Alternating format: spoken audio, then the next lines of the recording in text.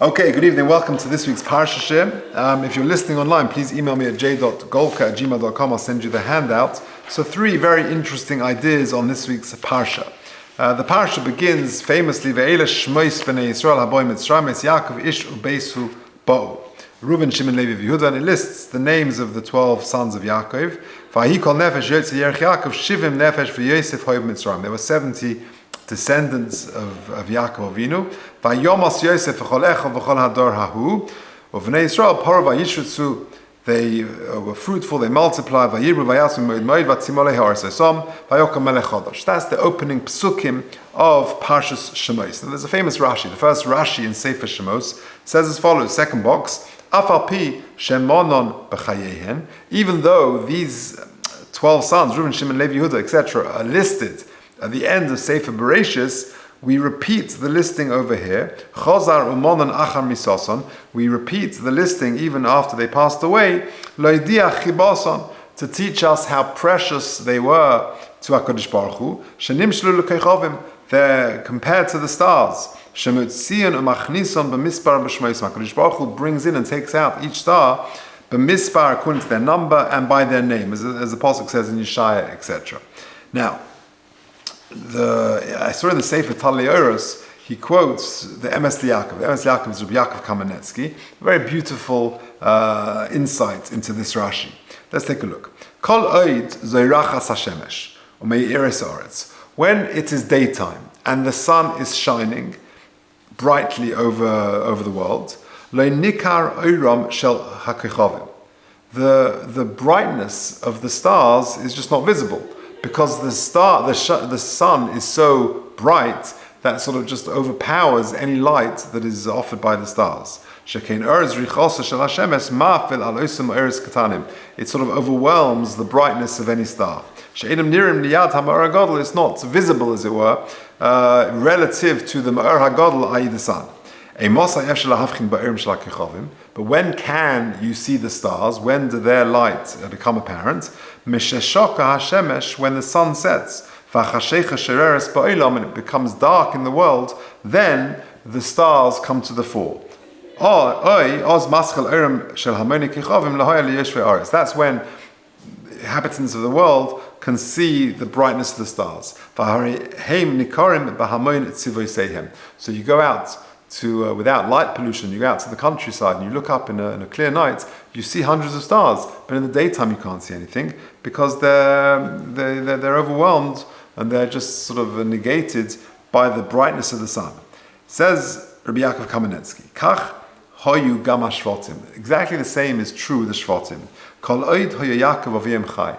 So long as Yaakov Avinu was alive, lo hois nikeres gadluson. The greatness of the Shvatim was not apparent. Because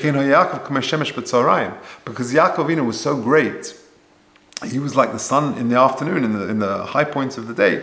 Shemesh hameir b'chal toikva, it was shining brightly with strength.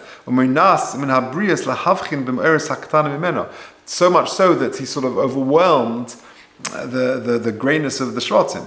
Bram, however, Mishemes Yaakov Avinu, when Yaakov Avinu died, v'nichnesu b'nei Yisrael l'chashichosa Shel Mitzrayim, and the Jewish people descended to the darkness of Mitzrayim.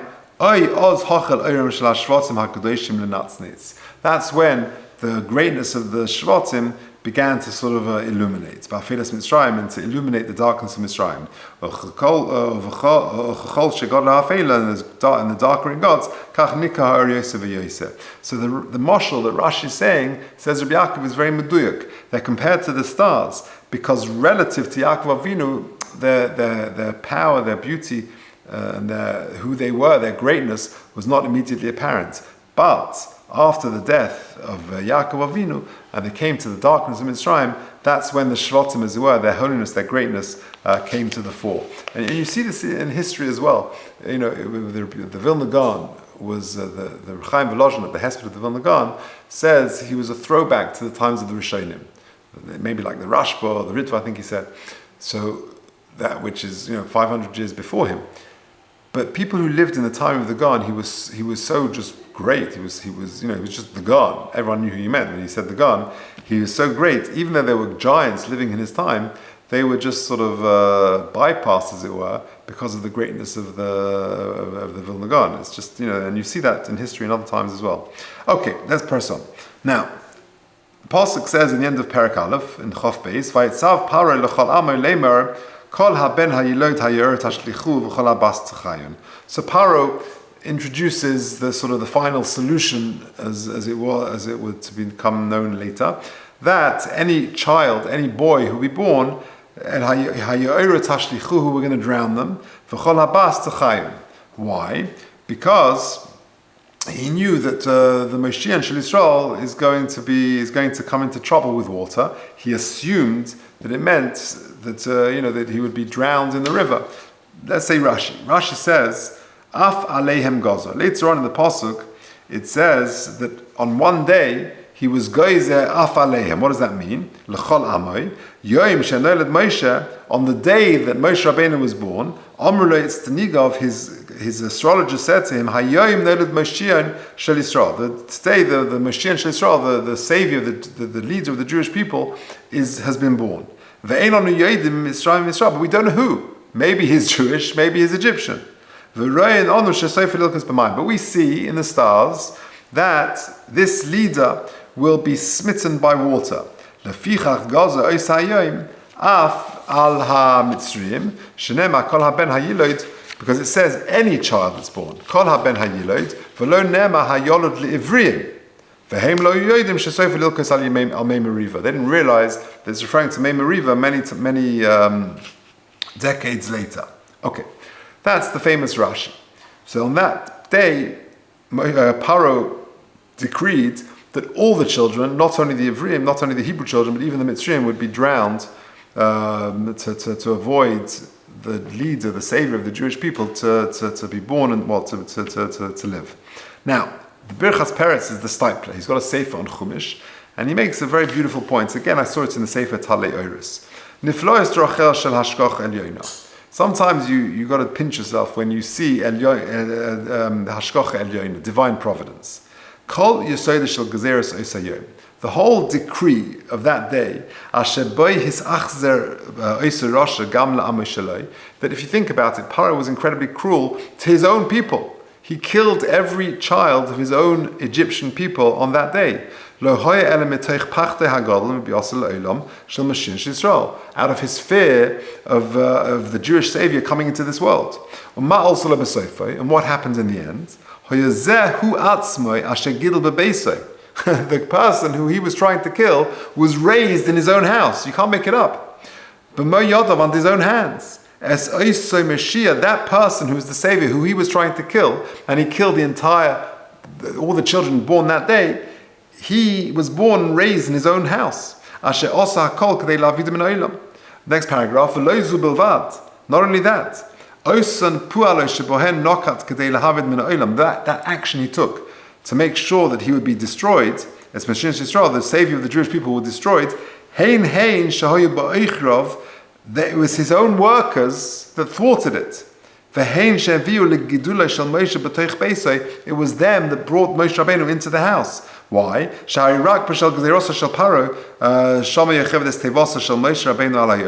It was because of this gezerah that all the Jewish children will be killed. The Yocheved put the crib, the basket, into the river.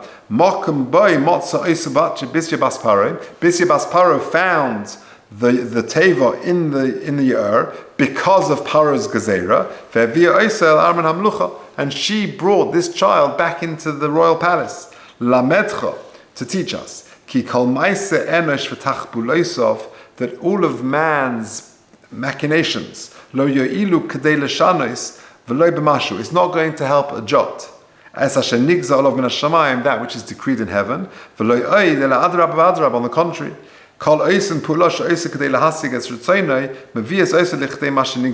you actually become a HaKadosh Baruch Hu uses your own hands as the tools to thwart your own plans. And you see that so clearly. He brings other rayas, but I think it's an important understanding of this Rashi and of an important part of this week's Sedra.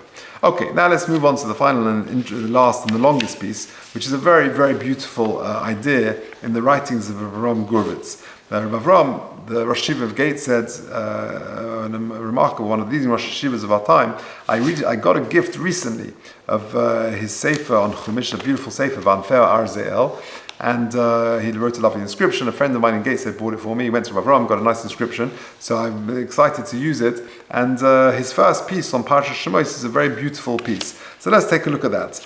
The Psukim later on in the Sedra in Perek Hey say the following: V'achabo Moshe v'Aaron.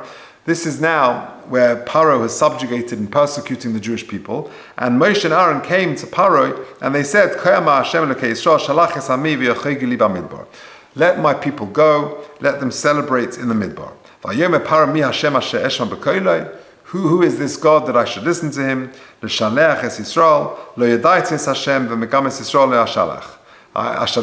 I don't know who this God is, and I'm not going to send them out. Why are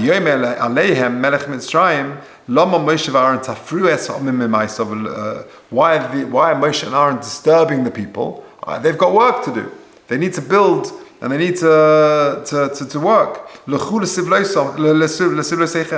them go to their work.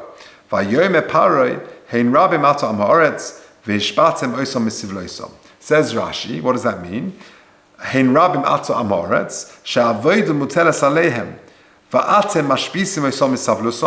They've got it too easy. You're making it too easy for them. Hefsed Godlhu. What does that mean? So Rashi. So let's take a look at. So what did Paro do? Next psukim. Vayetzav Paro bayemos anoikshim ba'om ve'esreichov leimor. Paro told the commanding officers and the taskmasters the following: don't give straw to the people, lil bein halveinim, to make bricks, kismol shelsham, like previously. Rather, the Jewish people should have to find the straw, and the number of bricks which they have to make, their daily quota. So they've still got to make the same quota of bricks, but you're going to make it harder for them. That don't give them the raw material. Let them go and find the straw to make the bricks. They're taking it easy. Then let's go out and serve our God, etc. Okay, that's the famous the psukim of Tichbat ha'avodah. Now let's take a look at Rav Avram. Says Rav Avram Gurvitz, V'hinei. Lefi hashkafa rishona, according to our initial perspective, I don't understand, says Rav Avram. If his intention was to make their work harder, then why didn't he just continue to give them the raw materials, but just increase the quota of bricks which they have to make? Make them make 2 or 3 times as many bricks. Shalem lasos. And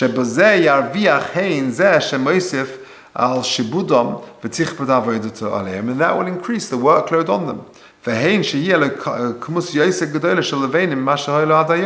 And they will just have a bigger quantity of bricks to make, a bigger quota. And by holding back the raw materials, the straw, you're not getting more bricks from them. So what have you gained? You're just making their work harder, but you could have done that by making them make more bricks. Ulam, hadovar mavua. So listen to this. This is what he says. Dahari kavonas paroi hoisa l'shabdom ba'avodas parech. We are introduced to the word avodas parech. Parech means to crush, to crumble, to backbreaking work. We always introduced to this in Parsha Shemos. That's what Paro enslaved the Jewish people with. V'chaloshna pasuk vayavdu mitzrayim es bnei Yisrael befarech. Es kol avodas mashe avdu b'hem befarech. They made them involved in crushing, backbreaking work. What does that mean? The Rambam defines for us what is avodas parech. Now this is the Rambam in Hilchos Avodim. Kol eved ivri osel avod bo befarech. You're not allowed to subjugate an eved ivri with avodas parech. What is that, says the Rambam? Ve'ezehi avodas parech zu avoda she'ein lo kitzva. Number 1, it's work without a time. So you and I can work, but we know come 4 o'clock, 5 o'clock, 6 o'clock, the bell goes, that's it. We're off duty. But avodas parech is avodah she'ein lo kitzva. It's endless. Va'avoda she'ena tzorich la. Or avodas porech, or and it's avoda she'ena tzorich la. It's work which is not really necessary. It's just that I want to keep the fellow busy, but I don't really need the work done. You can't say to him, look, hoe and sweep up until I come back, because I don't really need that. Because I haven't given, until I come back. When's that? I don't know. It's endless. And furthermore, it's not necessary. Do this for the next hour. Do this for an hour or two. Or this area. Don't tell him to do something which is unnecessary. That's the lashon of the Rambam.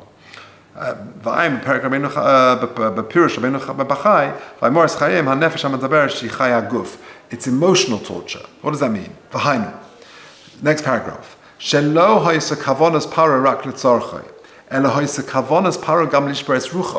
The focus, the objective of Paro was not just to create buildings and get work done, but to break the spirit and the backs of the Jewish people. It's exactly the same strategy being used by Paro here. He didn't increase the quota of bricks needed. He just desisted from giving them straw. It would be very frustrating for them. They would have to go up mountains, go down valleys, so a lot of their work would be futile, would be for nothing. They're doing it for nothing, because they've gone down a valley all the way to find straw. They didn't find any. And there's no limit to their work. Go find straw. I don't know how long that's going to take. So you see, that is exactly the definition of avodas porech. It's work without limits, without any fixed time or quota, because it's endless. Straw, get it? Where can I get that from? How do I know how long it's going to take? And it involves efforts which often lead to nothing. He increased it, not just the avodah, but the avodas porech. He engineered more ways where the work would be crushing and futile and soul destroying. And then he tells a story. This is a well-known story. It has different details. I've heard it in different formats, but the story, in short, I haven't quoted it here, is I heard it with a Siberian labor camp where a Russian officer was standing and was torturing Nebuch these prisoners, and one of the things he did is that early morning he made one of the prisoners stand up, and he would work by a mill, and he would stand there and he would turn the handle of this enormous mill, and it was hard, back-breaking work, and he started from early morning till late in the evening, and it was hard, crushing work, but at least the fellow had the satisfaction that I'm doing something productive, because I'm turning the mill. On the other side of this brick wall, which I can't see, there's a mill, and it's going round and it's crushing the grain. I'm producing the flour and it's producing bread, sustaining people. So there was some productivity to what I was doing. After many months of this daily back-breaking work, the prison officer took the prisoner round to the other side of the wall. There was nothing there. He was just turning a wheel. And with that realization that his work had been totally futile, he collapsed. That is, he fainted. That's avodas porech. Let's just finish off. Kol kach neirahu la'avoda she'en bo tachlis. That is the frustration of him being engaged in work which has no tachlis, which has no ending and purpose and meaning. Va'al zeh onu mispalim b'chol yom, and that's what we daven for every day in Uvolet Zion. Hu yiftach libeinu b'seirasa v'yosim libeinu avasa v'yirasa lasis r'tzonu. We should serve HaKadosh Baruch Hu la'ovdei b'leiv HaSholem with a full heart. L'man le'niga lo'rik v'le'nid le'b'holo. That we shouldn't be engaged in fruitless, futile activities and give birth to nothingness. Ki onu makirim u'mivinim shelulei she'evdalnu min atoyim v'nosalonu teras emes v'chaynu t'pzachenu az hakol hevel. What a privilege it is that we have a purpose and a meaning in our lives. that everything we do has meaning, has purpose. Now that we have Torah, our lives have meaning and purpose. Just to finish off, there's an amazing Tosfos. I saw this, Rabbi Leff refers to this Tosfos. It sounds a bit Hasidish, what I'm going to say, but it's a Tosfos in Pesachim Kuf Yud Zayin Amud Beis. Tosfos says, we know that there is, the Avodas Porech means, it's, as we've just described, it's crushing, futile, soul-destroying work.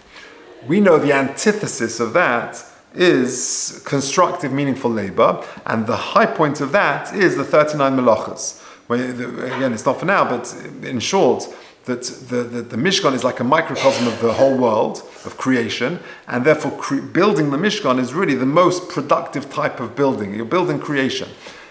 The things you can't do on Shabbos, melachas, are not necessarily hard labor, they're constructive, creative, meaningful work, and there are 39 melachas. Now, with that in mind, we are now to understand this Tosfos. Tosfos says something amazing. There is a concept in Gematria. The regular Gematria is Aleph is 1, Beis is 2, Gimel is 3, etc. There is a concept in Gematria, a different Gematria system known as the Atbash Gematria system, where Aleph is not 1, but it trades off with Tov, the final letter, and it's 400. Beis is not 2, but it's Shin, it's 300. So, for example, the Gematria of Av, a father, Aleph Beis, it normally is 3, but in Atbash, it's 700, because Aleph is 400, Beis is 300, so if you want to find the antithesis of a word, you use the Atbash Gematria system. It's like the opposite. The word Porech, Pei Reish Chof, in Atbash, Pei trades off to Vov, which is 6, Reish trades off with Gimel, which is 3, and Chof trades off with Lamed, which is 30, which adds up to 39, which is the 39. So the antithesis of Porech is 39. Astonishing. Tosfos in Pesachim there. Porech ba'atzbash v'gal sheim melachas aboim chosa achas, etc.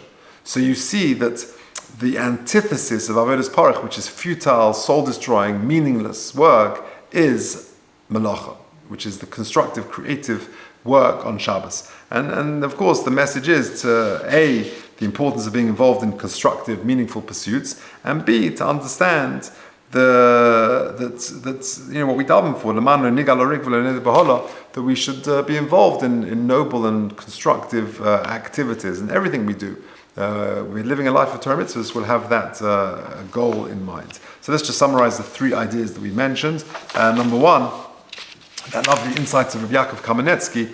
Why dafka that we repeat? Rashi says we repeat the listing of the names because HaKadosh Baruch Hu lodir chiboson that shenim shlu lekechovim, that the Avos are compared, that the Shvatim are compared to stars. How so? Because in the light, the great light of Yaakov Avinu, their greatness wasn't so visible.